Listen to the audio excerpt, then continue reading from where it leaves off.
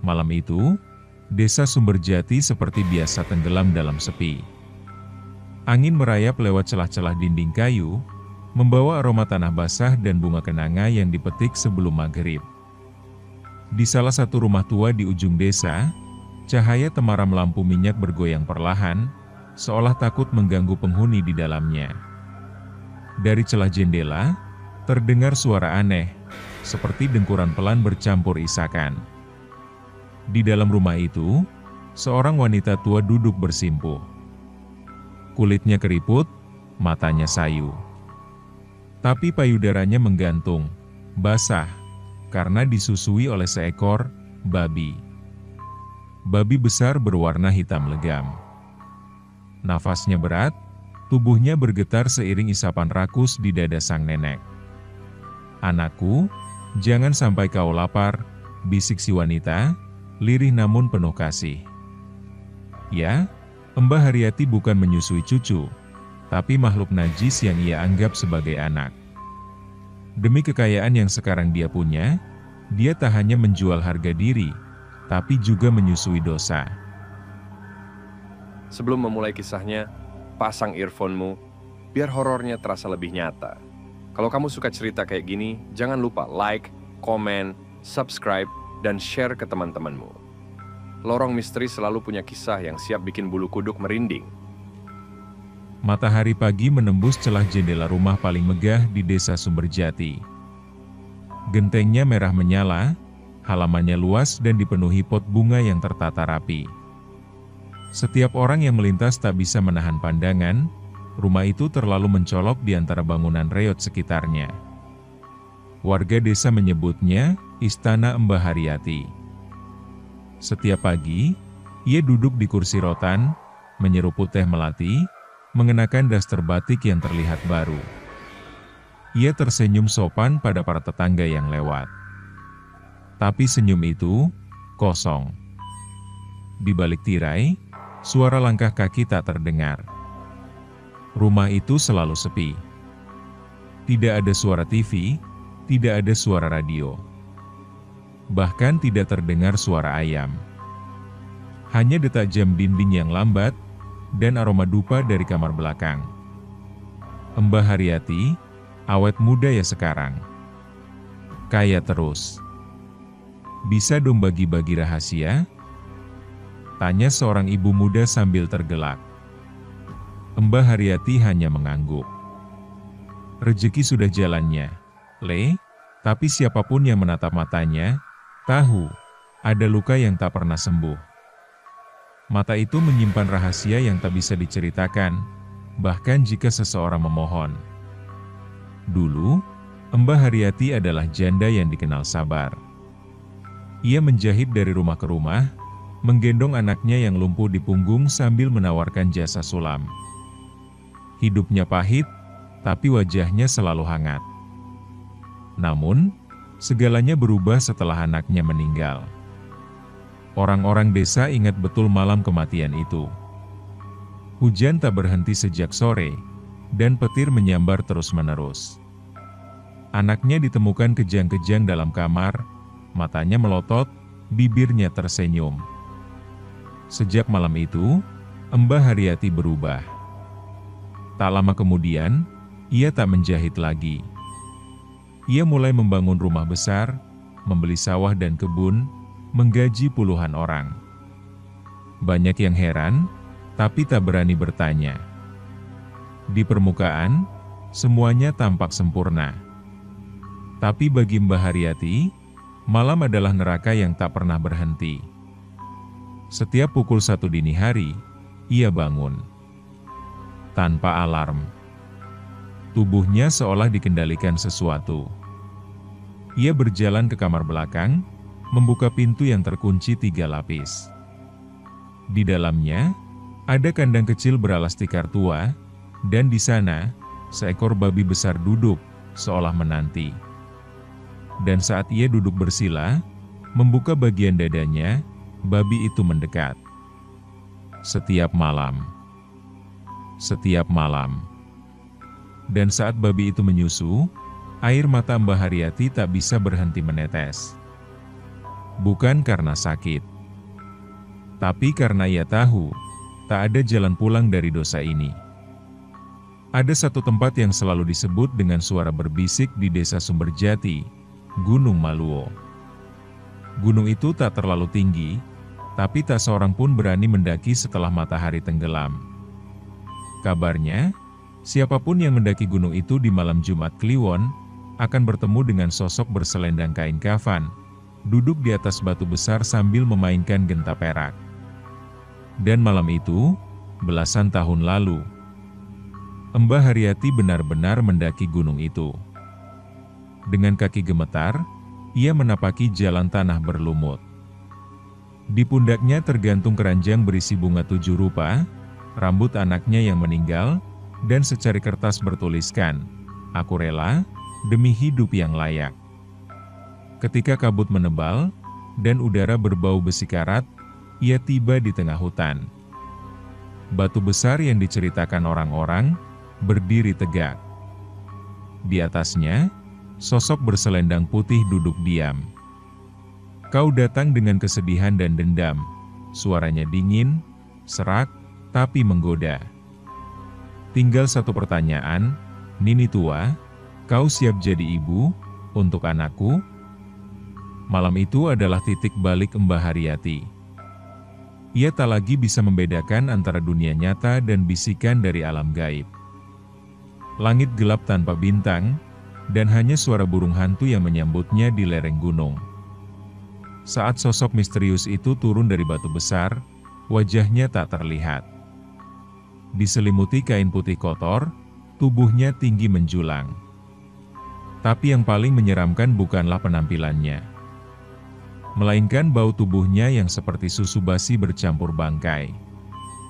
Ia menunjuk Mbah Haryati untuk duduk. Di sekitarnya, api kecil menyala tanpa kayu. Bunga-bunga dari keranjang Mbah Haryati tiba-tiba terbakar, dan asapnya masuk ke hidungnya. Dalam pengaruh aroma itu, Mbah Haryati seolah kehilangan kesadaran. Ia tak tahu kapan ia mulai menangis, meracau, bahkan tertawa. Tapi yang paling ia ingat adalah suara itu, "Anakku bukan manusia, tapi ia butuh kasih seperti manusia. Kau akan menyusuinya, dan ia akan memberimu apapun yang kau minta." Tangannya gemetar, tapi ia mengangguk. "Aku setuju." Tiba-tiba, dari balik kabut, seekor anak babi hitam keluar. Matanya merah, dan kulitnya seperti manusia tua. Ia langsung mendekap kaki Mbah Haryati, seperti bayi yang menemukan ibunya. Dan saat itulah, perjanjian ditandatangani, bukan dengan pena, bukan dengan darah, tapi dengan air susu dan dosa. 3 hari setelah Mbah Haryati pulang dari Gunung Maluo, kabut aneh mulai menyelimuti rumahnya setiap sore. Kabut itu tak pernah menyebar ke rumah lain. Hanya ke halaman rumah Mbah Haryati, menyelusup masuk lewat celah-celah dinding dan pintu. Udara menjadi lebih dingin, bahkan tetesan embun muncul di kaca jendela, padahal sedang musim kemarau.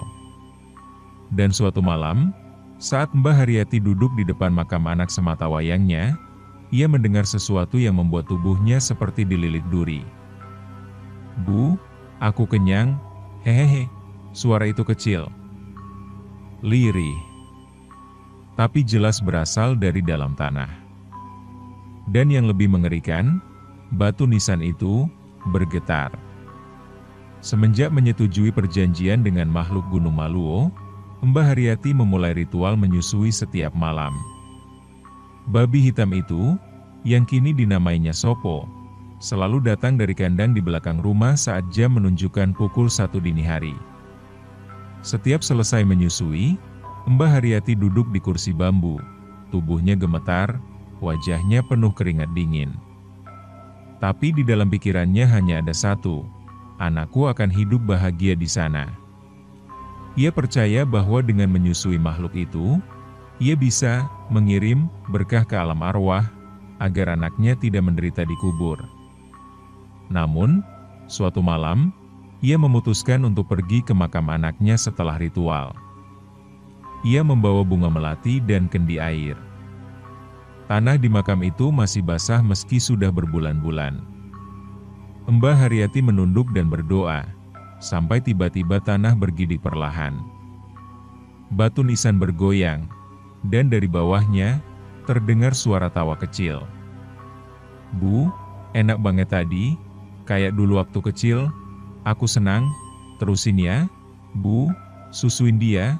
Wajah Mbah Haryati membeku. Matanya membelalak. Tapi mulutnya hanya bisa menggigit bibir sendiri, menahan jerit. Tak lama, suara itu menghilang, diganti bau amis yang tiba-tiba menyergap. Dedaunan di sekelilingnya kering dalam sekejap. Dan dari kejauhan, ia bisa melihat dua mata merah kecil menatapnya dari balik pepohonan pemakaman. Sopo datang. Dan malam itu, Mbah Haryati tidak lagi meragukan, anaknya masih bisa tertawa. Tapi bukan dari surga. Desa Sumberjati perlahan mulai berubah. Mbah Haryati tak lagi dikenal sebagai janda penjahit. Ia kini disebut nenek kaya 1000 sawah. Orang-orang mulai berdatangan ke rumahnya, meminta bantuan, pinjaman, bahkan sekadar minta doa. Salah satunya, Bu Naharsih, tetangga depan rumah yang dulu sering mencemooh Mbah Haryati saat masih miskin. "Mbah, saya cuma minta dikasih lancar warung saya, laris seperti Mbah." "Saya tahu Mbah pasti punya jalan," senyum Mbah Haryati mengembang. Tapi kali ini, bukan senyum ramah. "Ambil bunga melati dari pot itu. Tanam di depan pintu warungmu. Malam Jumat, jangan lupa buka pintu biar rezekimu masuk." Dan benar, 3 hari kemudian, warung Bu Naharsih ramai pembeli. Dagangannya habis sebelum zuhur. Tapi seminggu kemudian, tubuh Bu Naharsih ditemukan menggantung di langit-langit warung, dengan lidah menjulur dan mata melotot penuh belatung. Kematian Bu Naharsih mengguncang warga. Tapi tak ada yang berani mengaitkannya ke Mbah Haryati. Mereka hanya bergumam pelan di warung kopi atau saat ronda malam. "Aneh ya, baru laris, kok cepet banget matinya," katanya. "Malam terakhir dia hidup, warungnya nggak bisa ditutup." Pintu dan jendela ngelawan waktu ditarik. Suaminya bercerita bahwa malam sebelum kematian, Bu Naharsih bersikeras membuka pintu dan menyalakan dupa yang dikasih Mbah Haryati. Katanya, biar makhluk yang bawa rezeki bisa masuk. Tetapi yang datang bukanlah berkah, melainkan seekor babi hitam sebesar manusia dewasa, merangkak dengan kaki patah dan suara napas terengah. Ia masuk ke warung lewat celah pintu, berjalan ke dapur, lalu menatap Bu Naharsih dengan mata penuh dendam. Saat itu, Bu Naharsih tidak bisa berteriak. Tubuhnya kaku, bibirnya membiru. Dan saat suaminya masuk keesokan pagi, istrinya sudah tergantung, dan di lantai terdapat jejak babi menuju belakang rumah. Anehnya, jejak itu terbakar seperti bara panas. Warga tidak pernah mengungkapkan ini ke polisi. Mereka takut. Takut karena semua tahu, satu nama yang terkait, Mbah Haryati. Dan malam itu, untuk pertama kalinya, beberapa warga mulai melihat sosok putih berdiri di depan rumah Mbah Haryati, memeluk babi hitam seperti anak sendiri, sambil menatap mereka satu persatu. Malam di desa Sumberjati kini berbeda. Langit terasa berat. Kabut tipis selalu muncul meski tidak hujan. Angin tak lagi sejuk, melainkan dingin menggigit, membawa bisikan samar yang tak bisa dijelaskan. Di dalam rumah Mbah Haryati, suasana jauh lebih menyeramkan. Meski rumah itu megah dan terang, namun setiap malam, lampu di loteng selalu mati sendiri, dan terdengar tangisan bayi yang tak jelas dari mana asalnya. Hu, Ibu, aku haus lagi. Awalnya, Mbah Haryati mengira itu suara dari dalam kepalanya. Tapi suatu malam, saat ia terbangun karena mimpi buruk, ia melihat bantal tidurnya basah oleh darah segar. Dan di langit-langit, ada 2 jejak kaki babi kecil mengarah ke loteng. Mbah Haryati mulai kehilangan tidur. Setiap malam, setelah ritual menyusui selesai, tubuhnya seperti mati rasa. Tapi matanya tak bisa terpejam. Ia sering duduk di depan cermin, menatap wajahnya yang perlahan berubah. Giginya mulai kuning, matanya cekung, dan kulitnya pucat, seolah seluruh cairan hidupnya terkuras setiap kali Sopo menyusu. Namun yang lebih membuatnya terguncang, adalah peristiwa di loteng. Loteng itu dulunya kosong. Tidak ada barang disimpan di sana. Tapi kini, suara tangisan bayi terdengar dari atas. Bukan hanya tangisan biasa, tapi tangisan dengan isakan pendek seperti tercekik. "Ibu, jangan berhenti. Aku belum kenyang." Mbah Haryati mencoba mengabaikan. Tapi saat bantalnya dipenuhi darah, ia tak lagi bisa menyangkal. Ia naik ke loteng, perlahan, membawa lilin karena lampu tak menyala. Dan saat pintu loteng terbuka, ia melihat boneka bayi tergantung di tengah ruangan, dengan kepala terbalik dan mata dicoret tinta hitam. Di bawahnya, tumpukan tulang babi kecil berserakan, seperti bekas permainan. Tangannya gemetar saat lilin menyorot bayangan yang berdiri di sudut loteng. Bayangan dirinya sendiri, tapi sedang menyusui makhluk hitam tak berkaki. Saat Mbah Haryati menjerit, seluruh rumah bergetar. Dinding berdarah. Dan dari dalam kamarnya, Sopo merangkak keluar, matanya menyala merah. "Ibu, jangan bohongi aku.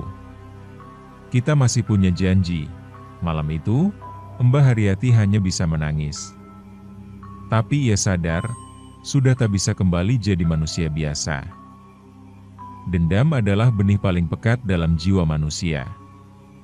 Dan Mbah Haryati menyiramnya dengan darah dan air susu dosa. Dulu, ia pernah dihina, dikucilkan, diludahi karena miskin. Sekarang, saat kekayaannya mulai membungkam mulut desa, orang-orang yang dulu pernah meremehkannya justru datang merangkak, menunduk dan memuji. Namun, tidak semua, masih ada 3 orang yang menolak bersalaman. 3 orang yang tak pernah sudi memanggilnya, Mbah, dengan hormat. Mereka adalah bekas tetangga depan rumah, Pak Wiryo, Bu Ningsih, dan Ujang si remaja masjid. Suatu malam, saat gerimis turun pelan dan kabut menggantung di sela pohon kelapa, ketiganya ditemukan dalam kondisi mengenaskan. Pak Wiryo tertelungkup di kamar mandi, lehernya digigit hingga copot. Bu Ningsih, tulang belakangnya patah, matanya hilang. Ujang, tubuhnya hancur di dalam beduk masjid, bercampur dengan belatung. Dan semua warga tahu, malam sebelumnya, ketiganya menolak nasi berkat dari Mbah Haryati. Desa Sumberjati mulai terbelah 2, antara mereka yang memuja Mbah Haryati, dan mereka yang mulai mencium bau busuk dari balik kekayaannya. Tapi siapapun yang berani menolak, nyawanya di ujung kuku. Pak Wiryo, misalnya, dikenal keras dan tak suka bicara basa-basi. Saat Mbah Haryati mengundang warga untuk pengajian di rumahnya, Pak Wiryo berkata, "Doa dengan babi di belakang rumahmu? Saya pilih mati." 3 hari kemudian, ia benar-benar ditemukan mati. Lehernya koyak, dan di ubin kamar mandinya ada jejak tapak babi berlumur darah. Bu Ningsih, tetangga sinis yang dulu sering menyindir soal anak Mbah Haryati, berkata, "Jadi kayak kok menyusui setan? Apa nggak malu ke Tuhan?" Tubuhnya ditemukan tergantung di loteng rumah. Tapi lehernya tidak terjerat. Justru tulang belakangnya patah seperti habis diinjak makhluk berat.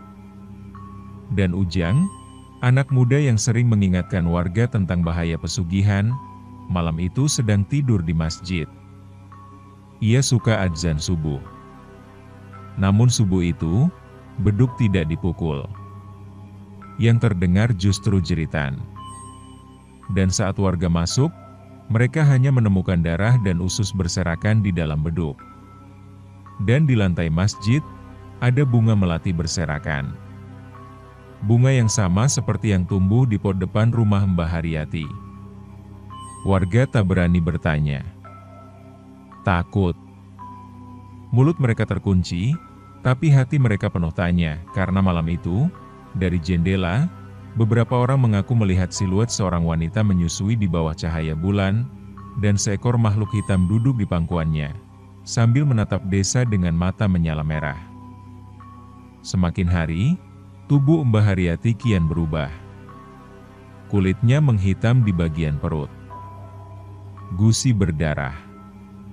Puting susunya membengkak, bernanah, tapi tetap mengalirkan cairan putih pekat yang ditelan dengan lahap oleh Sopo, si babi pesugihan. Namun satu malam, sesuatu terjadi.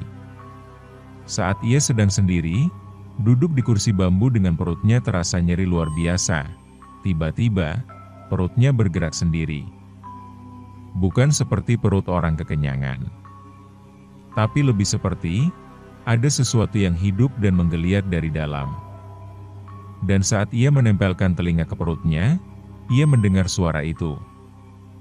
Ngok, ngok, ngok. Ibu, aku di sini, aku di perutmu. Lapar, Bu, keluarin aku, Bu. Tangannya refleks memukul perut sendiri. Tapi suara itu hanya tertawa. Malam itu, Mbah Haryati menggigil sendirian. Api lilin menari pelan, tapi bayangan di dinding terus berubah bentuk. Kadang menjadi babi kecil, kadang menjadi wajah anaknya sendiri yang sudah meninggal. Ia menolak makan. Ia hanya minum air sumur dan menahan mual. Karena tiap kali menelan nasi, perutnya langsung bereaksi seolah ada makhluk di dalamnya yang menolak. Dan kemudian, rasa itu datang. Geli. Parih. Lalu seperti diinjak dari dalam. Perutnya menggembung, seperti wanita hamil tua. Kulitnya meregang. Nadi di bawah pusarnya berdenyut keras. Ia terbaring, menahan tangis, lalu tanpa sadar memegang perutnya dan berkata, "Nak, kamu di sana? Kamu udah tenang, kan?" Tapi jawabannya adalah, "Ngok, ngok, ngok." Bukan tangis bayi, tapi suara babi kecil. Dan yang lebih menyeramkan, suara itu berasal dari dalam perutnya sendiri. Esok harinya, saat ia ke pasar untuk membeli kain, orang-orang mulai memperhatikan caranya berjalan. Langkahnya berat, tubuhnya membungkuk seperti menanggung sesuatu di rahim. Tapi tak seorang pun berani bertanya. Sampai seorang anak kecil, dengan polosnya berkata, "Ibu itu bawa babi di perut, ya?" Aku dengar suaranya, "Ma." Babi kecil yang ketawa, ibunya menampar mulut si anak. Tapi saat mereka pulang, kaki mereka dipenuhi lumpur dari arah rumah Mbah Haryati. Dan malamnya, anak itu demam tinggi. Lalu mulutnya mengeluarkan suara aneh, "Ngok, ngok." Seperti kesurupan. Semakin jelas, pesugihan ini tak hanya menuntut Mbah Haryati menyusui, tapi juga mengandung. Malam Jumat Kliwon tiba, malam yang dianggap paling keramat oleh orang Jawa. Desa Sumberjati senyap. Angin seolah tertahan. Burung hantu tak bersuara. Bahkan jangkrik pun tak mau bersiul. Di rumah megah bercat hijau toska, Mbah Haryati berbaring sendirian di dipan kayu jati. Ia menggigit ujung selendang batik untuk menahan jerit. Karena malam itu, perutnya hendak pecah. Astagfirullah, tolong, siapapun, tolong saya. Aku nggak kuat, namun yang datang bukan bidan. Bukan tetangga. Tapi bayangan besar berbulu hitam yang berdiri di sudut kamar. Bayangan itu mendekat, menempelkan moncongnya ke perut Mbah Haryati, dan tertawa. Lahirkan anakku, Haryati, pesugihanmu baru sempurna. Saat dagingmu melahirkan dagingku, tubuh Mbah Haryati menggeliat kesakitan, ia menggenggam kasur dengan kuku berdarah. Keringat dingin mengalir deras. Tapi bukan rasa melahirkan biasa, melainkan seperti ada makhluk bertanduk merobek perutnya dari dalam. Langit di luar mendung. Petir menyambar satu kali, lalu senyap. Tepat pukul 2 dini hari, jeritan panjang terdengar dari rumah itu. Jeritan yang membuat ayam berkokok dan bayi-bayi menangis tanpa sebab. Dan sesudah itu, sunyi. Tak ada suara. Tak ada tangisan bayi. Namun warga desa bersaksi, mereka mencium bau darah dan amis susu basi yang menyebar lewat angin. Beberapa orang yang berani mendekat rumah Mbah Haryati malam itu melihat sesuatu. Seekor makhluk kecil berwarna hitam, berkepala manusia, bertubuh babi, dan gigi taring. Ia berjalan dengan 4 kaki, tapi sesekali berdiri tegak dan tersenyum ke arah mereka. Sementara Mbah Haryati, ia ditemukan pagi harinya dalam kondisi tergeletak di lantai kamar. Perutnya robek terbuka. Tapi bukan seperti luka operasi atau melahirkan biasa. Luka itu seperti digigit dan dicabik dari dalam. Namun anehnya, ia tetap hidup. Dengan tubuh lemas dan tatapan kosong, ia hanya berkata, sudah lahir, anakku, si Sopo, sudah lahir." Dan di pojok kamar, ada jejak darah berbentuk tapak babi kecil menuju lubang di bawah lemari. Sejak malam itu, desa Sumberjati tak pernah lagi sama. Karena kini, makhluk itu sudah lahir. Malam-malam di desa Sumberjati kini tak pernah sepi. Ada yang mengaku mendengar langkah kecil berlari di atap. Ada yang bersumpah melihat bayangan seekor babi hitam di tengah jalan, berdiri tegak, dan tersenyum seperti anak kecil. Namun yang lebih menyeramkan terjadi di rumah Mbah Haryati. Ia tak pernah lagi keluar rumah. Ia hanya menutup tirai, memasang dupa, dan menyimpan sesajen di setiap sudut ruangan. Tapi suatu malam, suara itu terdengar. Bukan suara babi. Bukan geraman. Tapi suara manusia kecil. "Ibu, besok kita ke rumah Pak Lurah, ya? Aku mau main sama anaknya." Namun suara itu tak terdengar dari mulut siapapun, melainkan dari dalam lemari. Dari balik lubang gelap yang penuh darah dan rambut kering. Pagi harinya, anak Pak Lurah demam tinggi. Mengigau dan terus bicara sendiri. "Aku nggak mau main lagi sama anak babi. Dia gigit aku, dia jilat mukaku pakai lidah panjang. Dia bilang ibunya cantik, tapi berdarah." Warga mulai gelisah. Teror Sopo, makhluk pesugihan milik Mbah Haryati, mulai menyasar siapapun, anak-anak, remaja, bahkan hewan ternak. Setiap malam, kambing ditemukan tanpa kepala. Ayam mati bergelimpangan dengan dada berlubang. Dan jejaknya selalu sama, tapak kecil berlendir, mirip kaki babi, namun dengan 5 jari. Sementara itu, Mbah Haryati mulai kehilangan kewarasannya. Ia bicara sendiri. Ia tertawa di depan cermin. Ia menyanyi lagu Nina Bobo sambil membawa boneka bayi tanpa kepala. Tetangganya, Bu Rini, yang mencoba mendekat ke rumah itu, mengaku mendengar suara seperti ini. "Ibu, aku mau sekolah. Bu, aku mau pakai baju manusia, biar aku bisa belajar nyembeli manusia." Dan saat Bu Rini menoleh, ia melihat bayangan kecil duduk di atas genteng rumah Mbah Haryati. Bayangan itu melambai sambil berkata, "Kamu cantik, Tante. Tapi nanti aku pakai kulitmu ya." Sejak malam itu, Bu Rini pindah dari desa tanpa pamit. Kini, warga makin takut. Mereka tahu, Sopo bukan sekadar makhluk pesugihan. Dia adalah anak setan yang ingin menjadi manusia, dengan belajar dan meniru dari siapapun yang dia bunuh. Dan Mbah Haryati, ia hanya tersenyum sambil mengusap lantai rumahnya yang berdarah setiap malam, lalu berkata, "Anakku, cepat besar, ya. Dunia ini milikmu." Malam itu hujan turun deras. Kilat menyambar seperti membelah langit.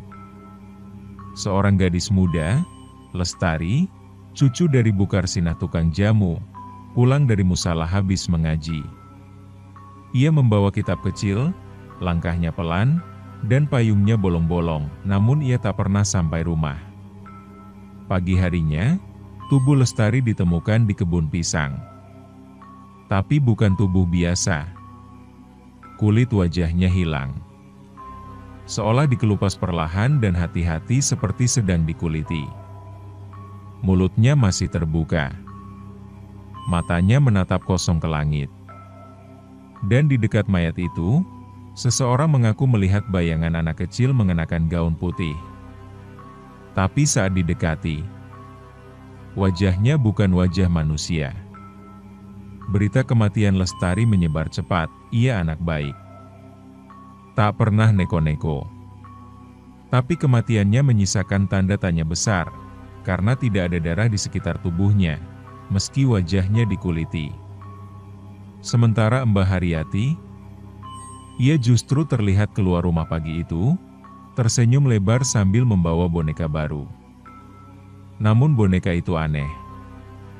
Bukan dari kain atau plastik, tapi terlihat seperti kulit manusia yang dijahit. Warga mulai sadar, Sopo, makhluk pesugihan itu, membutuhkan kulit manusia untuk menyamar. Ia ingin menjadi anak manusia sungguhan. Dan korbannya akan terus bertambah. Malam berikutnya, warga mendengar suara tangis anak kecil dari dalam hutan bambu. Tangisan itu menyayat, membuat bulu kuduk berdiri. "Ibu, kulit ini kegedean. Aku susah jalan pakai muka ini, tapi nanti aku cari lagi, ya." Lalu terdengar suara babi menggeram. Pak Ahmad, yang iseng mendekat ke hutan itu karena merasa iba, melihat sosok kecil duduk menunduk di tanah becek. Sosok itu mengenakan baju SD, tapi tangan dan kakinya berbulu dan berkuku tajam. Ketika sosok itu menoleh, wajahnya adalah wajah Lestari. Tapi tertawa, dan matanya menghitam legam. Pak Ahmad lari sekencangnya, dan malam itu juga, ia kehilangan akalnya.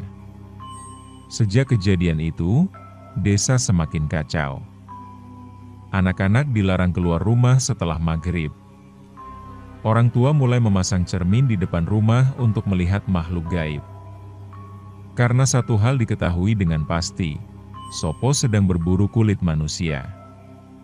Dan targetnya adalah mereka yang paling bersih, paling suci, paling dicintai. Agar ia bisa menjadi manusia seutuhnya. Dan menggantikan siapapun yang ia mau.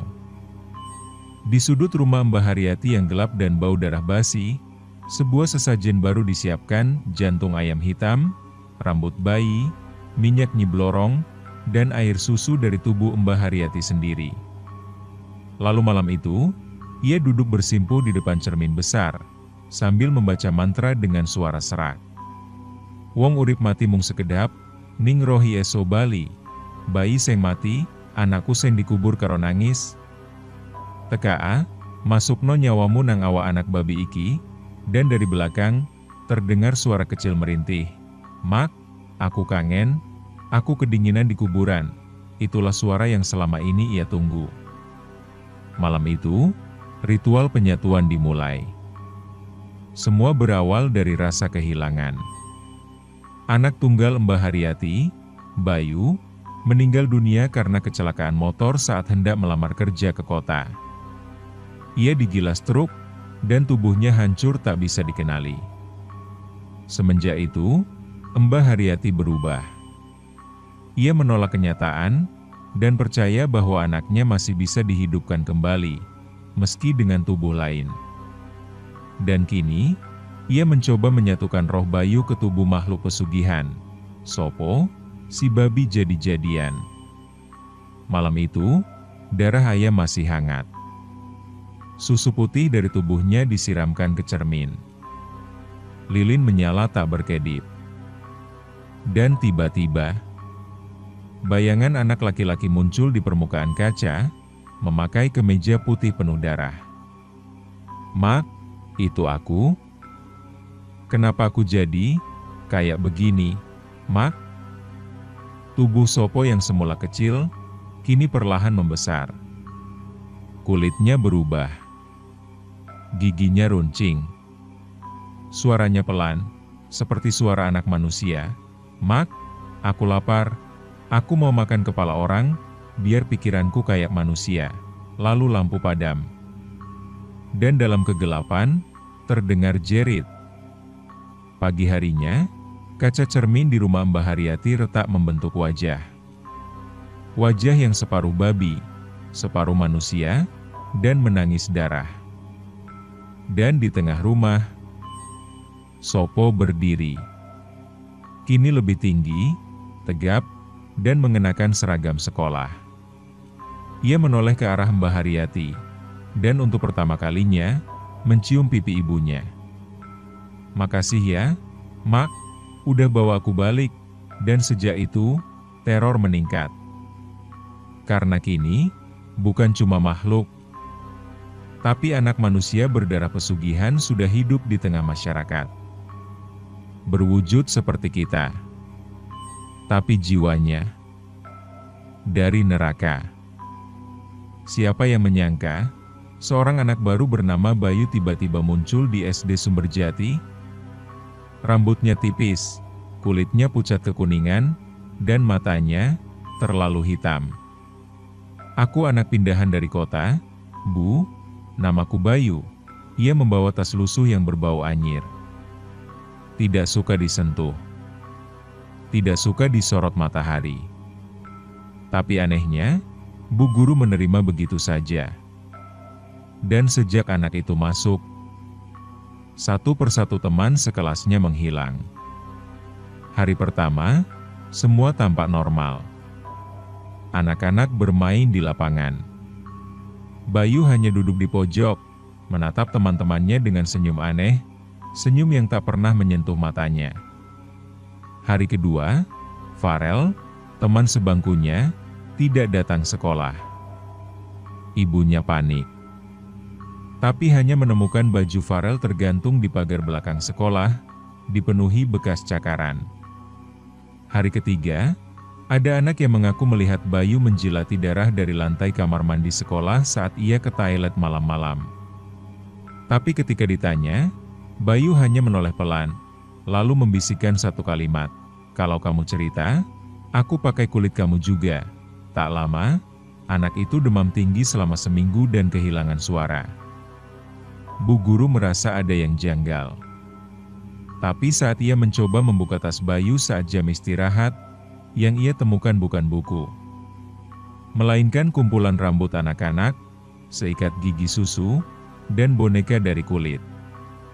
Sore itu, Bu Guru pingsan. Dan sejak itu, hilang tanpa jejak. Warga mulai curiga. Tapi siapa yang berani menuduh anak kecil? Apalagi Bayu punya surat pindahan resmi, lengkap dengan stempel sekolah dari kota, yang entah bagaimana Mbah Haryati dapatkan. Tapi Mbah Taryo, satpam sekolah, pernah bersumpah ia melihat Bayu berubah bentuk. Menjadi bayangan babi besar dengan wajah manusia di balik pohon beringin sekolah. Dan terdengar ia berkata, "Aku harus belajar biar bisa hidup selamanya di dunia kalian." Kini, sekolah SD Sumberjati seperti diselimuti kabut. Anak-anak sering menangis tanpa sebab. Teriakan kadang terdengar dari toilet. Dan kolong meja kelas 3B, bau darah tak pernah hilang. Semua tahu ada yang salah. Tapi semua terlalu takut untuk bicara. Karena, anak baru, itu bukan hanya anak dari neraka. Tapi makhluk pesugihan yang belajar menjadi manusia, satu kulit demi satu kulit. Di desa Sumberjati, kini ada satu pantangan baru. Jangan pernah menyebut nama Sopo. Bahkan jika hanya berbisik. Bahkan jika hanya di dalam hati. Karena siapapun yang melakukannya, akan mengalami satu dari tiga hal. Ditemui sosok anak kecil dengan mata hitam pekat berdiri di sudut kamar tengah malam. Mimpi dicekik makhluk berbulu dengan tangan manusia dan taring emas. Atau, ditemukan mati dengan wajah terbalik. Malam itu, 3 pemuda mabuk menyebut nama itu sambil tertawa. Pagi harinya, mereka ditemukan di bawah jembatan. Kepala mereka saling tertukar, kisah ini dimulai dari warung Bu Menik. 3 pemuda desa, Anto, Wira, dan Dede, membual soal keberanian mereka. Cuma cerita, cuy. Masa takut sama babi? Katanya bisa nyamar jadi anak sekolah, ih geli. Sopo tuh cuman mitos, mitos, mitos. Mereka menyebut nama itu berkali-kali sambil tertawa keras. Tapi malamnya, warga mendengar suara jeritan dari arah sungai kecil belakang rumah Anto. Saat dicek, tak ditemukan apa-apa kecuali jejak kaki kecil berlendir menuju arah hutan. Pagi harinya, jasad ketiganya ditemukan. Tapi bukan dalam keadaan utuh, kepala mereka berpindah posisi. Anto dengan kepala Dede, Wira dengan kepala Anto, dan Dede tanpa wajah. Di tubuh Dede, tertulis satu kalimat dengan darah. Sopo bukan nama, tapi janji darah. Kejadian ini membuat warga panik. Mereka saling memperingatkan, saling mencurigai. Jangan ngomong nama itu, kalau kepleset, langsung baca ayat kursi. Kalau mimpi anak kecil tanpa wajah, jangan buka mata. Namun korban berikutnya datang. Seorang ibu muda menyebut nama Sopo saat menenangkan anaknya yang menangis. Itu anak babi Sopo kali ya. Malamnya, bayinya menghilang dari ranjang. Dan keesokan paginya, tubuh sang ibu membeku di depan rumahnya dengan mata tercongkel. Di atas dadanya, ada tulisan dari Arang, "Aku ambil bayimu, Bu. Biar aku bisa jadi manusia utuh." Kini, nama itu tabu. Bahkan Mbah Haryati pun tak berani menyebutnya lagi. Karena makhluk itu bukan lagi makhluk. Dia sudah punya jiwa.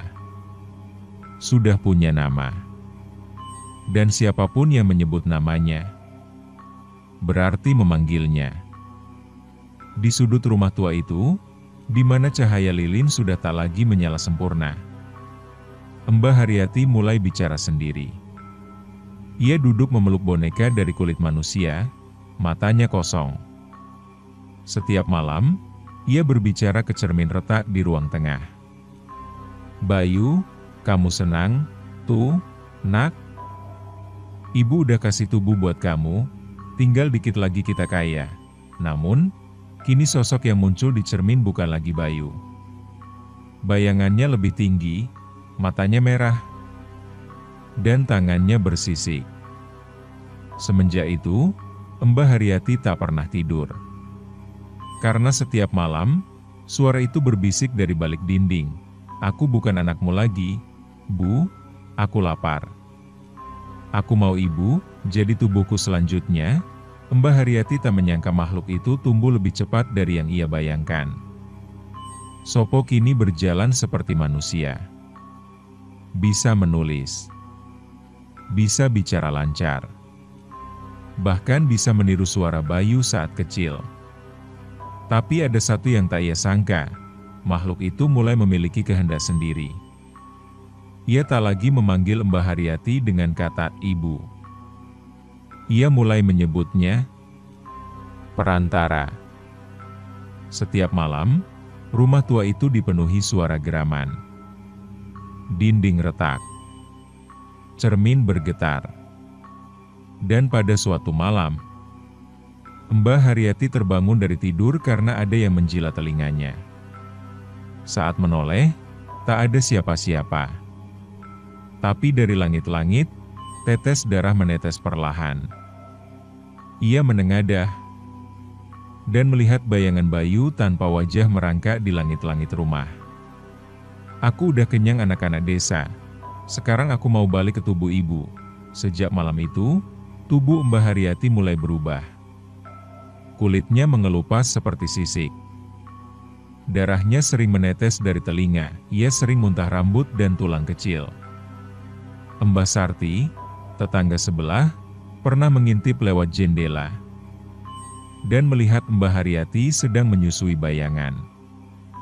Bukan bayi, tapi sosok hitam besar dengan taring dan tangan penuh darah. Ibu, izinkan aku kembali ke rahimmu. Aku ingin lahir ulang, sebagai iblis yang sempurna. Dan malam itu, Mbah Sarti ditemukan gila. Ia terus mencakar-cakar perutnya, berteriak, dia mau masuk lewat rahim, kayak lahir lagi, dari Mbah Haryati. Kini, makhluk itu tak lagi butuh darah. Ia butuh satu tubuh terakhir, tubuh ibunya sendiri. Karena untuk menjadi sempurna, Sopo harus kembali ke rahim. Di desa Sumberjati, pagi tak lagi ditandai dengan suara ayam, tapi oleh jeritan ibu-ibu kehilangan bayinya. Dalam semalam, 3 bayi menghilang dari buayan. Tak ada jejak pintu terbuka, tak ada suara, tak ada darah. Hanya satu kesamaan. Di dekat ranjang bayi, terdapat bekas tapak kaki kecil berlendir dan potongan rambut putih. Dan saat warga mulai berkumpul untuk mencari, satu kabar lain muncul, yang membuat mereka tak bisa bicara selama beberapa detik. Perut Mbah Haryati tiba-tiba membesar, seperti wanita hamil tua. Selama bertahun-tahun, Mbah Haryati tinggal sendirian. Tubuhnya kurus, lemah, dan hampir tak bisa jalan tanpa tongkat. Tapi kini, tubuhnya kembali berisi. Kulitnya mengencang, pipi merah muda, dan perutnya membuncit seperti mengandung janin. Tetangganya melihat Mbah Haryati keluar rumah hanya saat malam. Ia bicara sendiri, menyanyikan lagu Nina Bobo sambil menimang sesuatu tak terlihat. Bayu kecil, tidur. Nak, nanti ibu kasih teman ya. Dan benar saja, setiap malam setelah lagu itu terdengar, ada bayi desa yang lenyap. Beberapa warga yang mencoba mengintai rumah Mbah Haryati mengatakan melihat bayangan hitam melingkar di atas rumah. Seperti kabut, tapi berdenyut seperti detak jantung. Dan keesokan paginya, suara aneh terdengar dari balik perut Mbah Haryati. Mak, aku udah punya tangan, aku udah bisa merangkak. Perutnya kadang tampak bergerak sendiri. Seolah ada lebih dari satu makhluk di dalamnya. Seolah bayi-bayi desa diserap masuk ke sana. Warga mulai panik. Mereka mendatangi rumah Mbah Haryati dengan obor dan parang. Tapi begitu mereka mengetuk pintu, gubrak. Pintu rumah roboh sendiri. Dan yang mereka lihat, Mbah Haryati duduk di kursi goyang, memeluk perut besar, tersenyum. Dengan mata terbalik, bagian putihnya menghitam. Di lantai, ada mainan bayi berdarah. Dan di langit-langit rumah, terukir tulisan merah, "Aku akan lahir ulang." Dengan tubuh baru. Dari rahim yang penuh dosa. Seorang warga mencoba membacakan ayat suci. Tapi sebelum ayat itu selesai, tubuhnya meledak seperti kantong darah. Tak ada yang berani mendekat lagi. Karena kini, Sopo bukan hanya hadir di dunia, tapi sedang tumbuh kembali di dalam rahim ibu yang menyerahkan semuanya demi kekayaan. Malam itu, langit desa Sumberjati berubah. Awan menggumpal gelap seperti luka busuk. Petir menggelegar, tapi tidak ada hujan. Di rumah tua yang telah dikucilkan itu terdengar jeritan panjang seperti suara wanita melahirkan.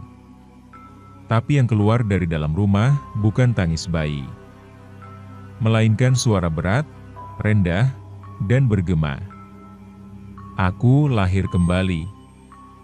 Dari rahim manusia yang menjual jiwanya. Selama 2 hari, Mbah Haryati mengurung diri. Perutnya menggembung seperti drum. Pembuluh darahnya tampak jelas, ungu kebiruan, seperti akar di bawah kulit. Ia menggeliat, menangis, lalu tertawa dalam waktu yang sama. "Bayu, nak, kau siap? Ya, kau mau lahir, toh?" Tapi apa yang terjadi malam itu tak bisa dijelaskan dengan logika manusia. Pukul 2.33 pagi, jeritan membelah desa. Bukan suara manusia, bukan suara hewan, tapi perpaduan keduanya.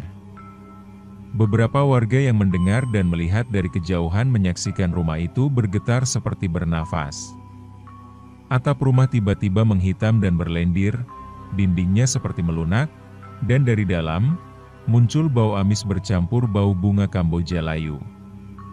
Lalu, dari pintu depan rumah itu, keluar genangan darah mengalir deras, menuruni tangga seperti air banjir. Dan ketika semua warga akhirnya memberanikan diri mendekat, mereka menemukan Mbah Haryati sudah tak bernyawa. Tubuhnya sobek dari bawah ke atas, seperti dibelah dari dalam. Tapi tidak ada bayi. Tidak ada janin. Hanya cangkang hitam besar, seperti selaput telur, berdiri di tengah ruangan. Dari dalam cangkang itu, keluar sosok tinggi, kulitnya bersisik, matanya merah terang seperti bara, dan tangannya membawa kepala bayi-bayi yang hilang. Ia memandang warga, tersenyum, dan berkata, "Aku lahir dari kekayaan. Aku tumbuh dari dosa. Dan aku akan hidup dari rasa takut kalian." Saat itu juga, satu persatu warga jatuh ke tanah.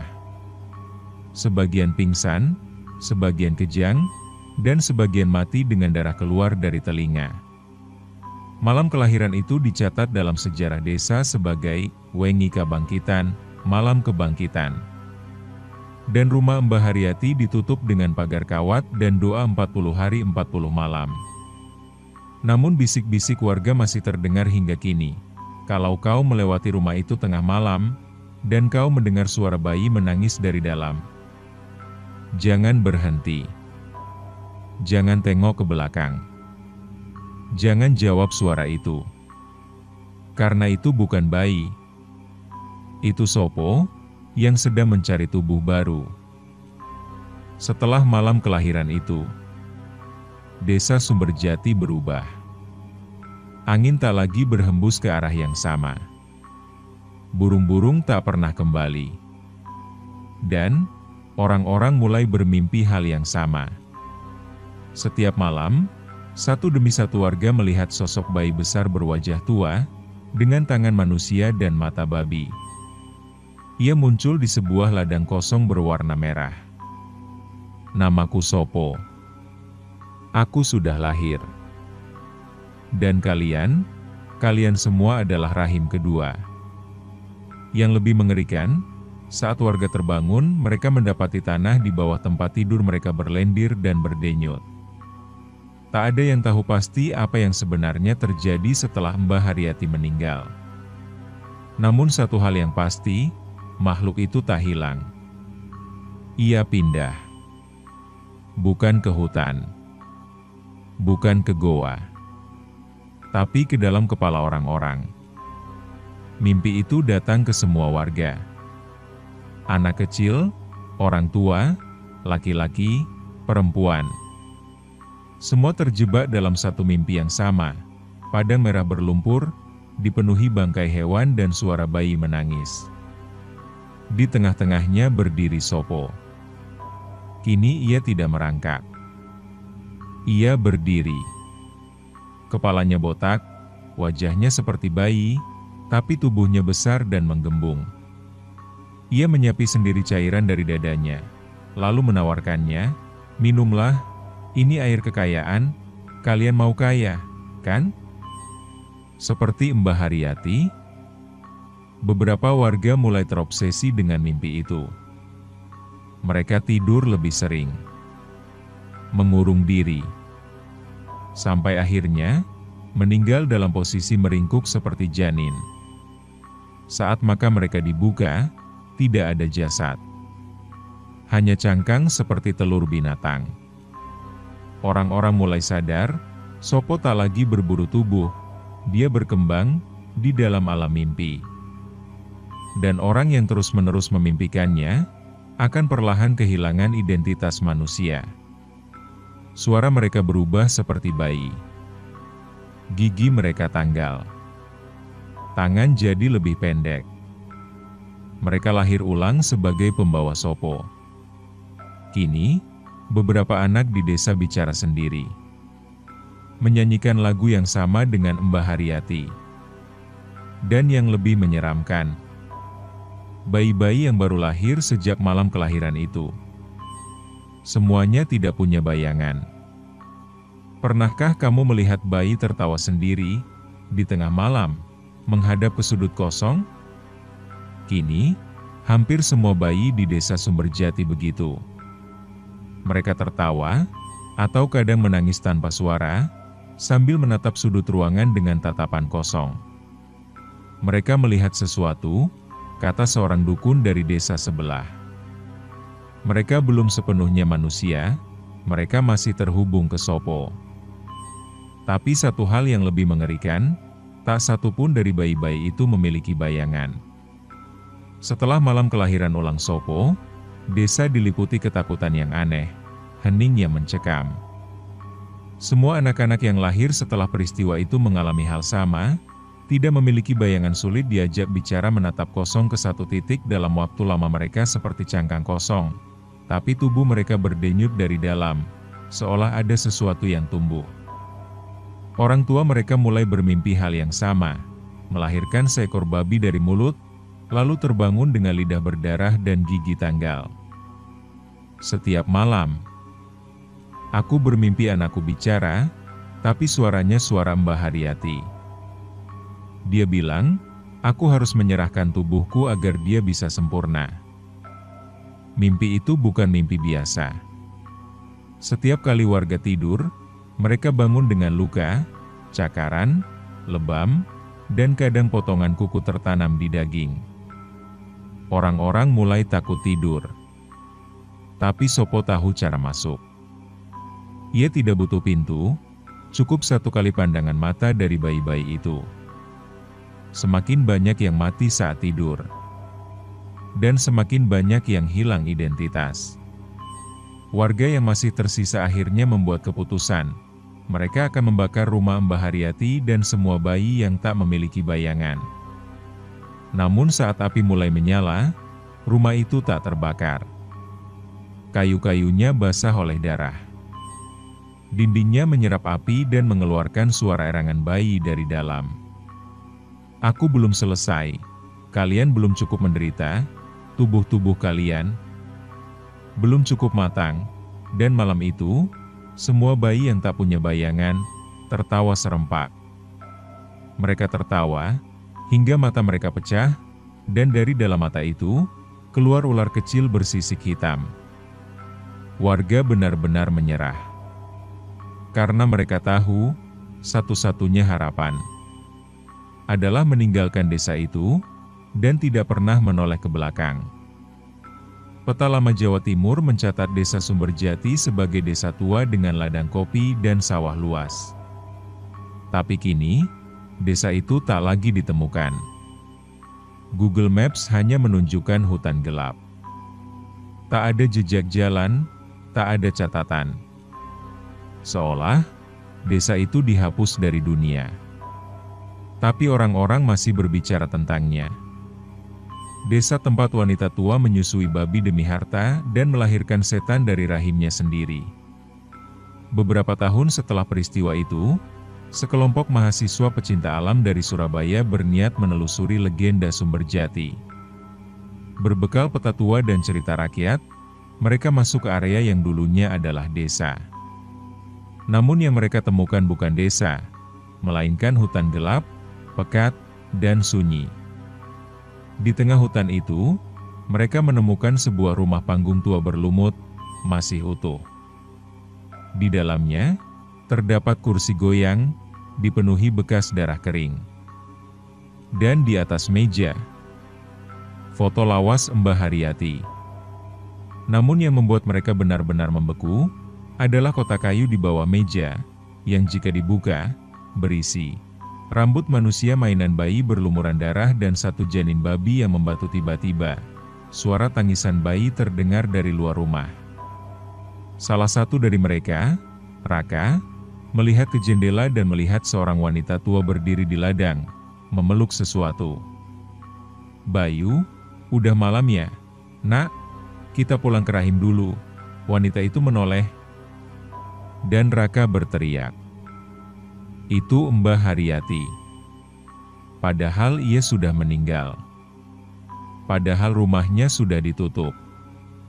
Padahal tubuhnya sudah dikubur. Tapi kini, ia kembali. Dengan tubuh utuh. Dan perutnya menggembung lagi.